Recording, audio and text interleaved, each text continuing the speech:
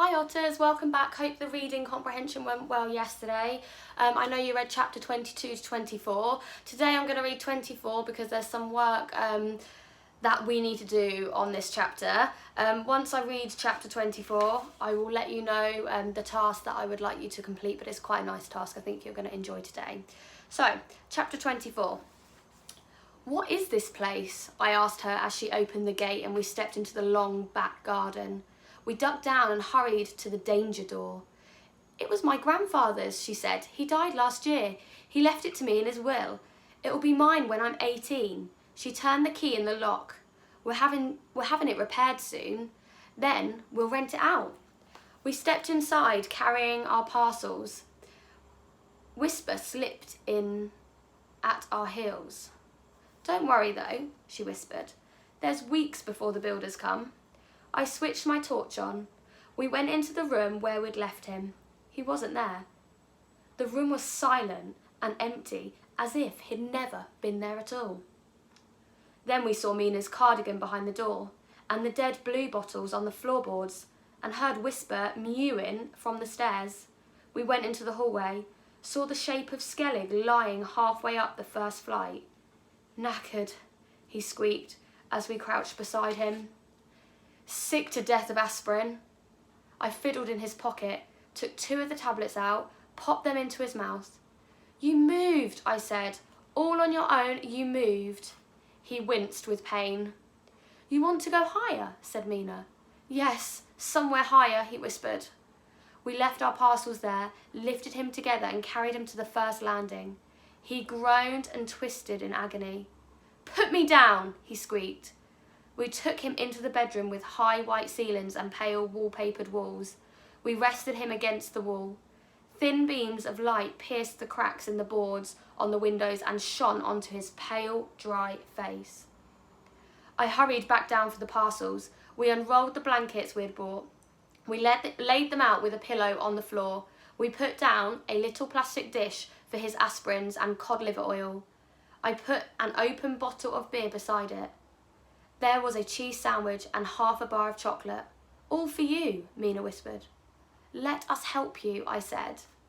He shook his head. He turned over on all fours, started to crawl the short distance towards the blankets. We saw his tears dropping through the beams of light splashing onto the floor. He knelt by the blankets, panting. Mina went to him, knelt facing him. I'll make you more comfortable, she whispered. She unfastened the buttons on his jacket. She began to pull his jacket down over his shoulders. No, he squeaked. Trust me, she whispered. He didn't move. She slid the sleeves down over his arms, took the jacket right off him. We saw that both of us had dreamed what we might see. Beneath his jacket were wings that grew out through rips in his shirt. When they were released, the wings began to unfurl from his shoulder blades. They were twisted and uneven. They were covered in cracked and crooked feathers. They clicked and trembled as they opened. They were wider than his shoulders, higher than his head. Skellig hung his head towards the door. His tears continued to fall. He whimpered with pain. Mina reached out to him, stroked his brow. She reached further and touched the feathers with her fingertips. You're beautiful, she whispered. Let me sleep, squeaked Skellig. Let me go home. He lay face down and his wings continued to quiver into the shape above him. We drew the blankets up beneath them, felt his feathers against the skin on the backs of our hands. Soon, Skellig's breathing settled and he slept. Whisper rested against him, purring. We stared at each other. My hand trembled as I reached out towards Skellig's wings. I touched them with my fingertips. I rested my palms on them. I felt the feathers and beneath them the bones and the muscles that supported them. I felt the crackle of Skellig's breathing. I tiptoed to the shutters and stared out through the narrow chinks. What are you doing? She whispered. Making sure the world's still really there, I said. So, some questions to think about. So, why do you think that Michael is making sure the world is still really there. What's happened to make him think that the world isn't there? So that's a question I want you to think about. Another question, why do you think Skellig's wings have appeared now? Okay, think about that chapter, think about what it tells us, think about previously when we wrote our poems and we looked at that key phrase. Why do you think that his wings are showing now?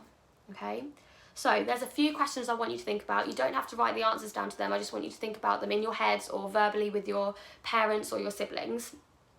Once you've done that, I want you to draw an illustration of Skellig now. I know we've done a similar activity before. This was at the beginning of the book. Now I want you to draw a picture of, or an illustration of Skellig now, and around the outside, I want you to tell me what you know about Skellig and how it's different. And then you can compare your illustration from previously to now, and then you can see how the author has changed the character throughout the book. Okay, once you've drawn those illustrations, or illustration should I say, and you've got some ideas around the outside, it can be your own ideas or you can use text references from the book. Once you've done that, you can then send them to me and I can give you feedback, or you can show your siblings or your parents. Okay, I will upload all the resources online so you can access them, so enjoy drawing.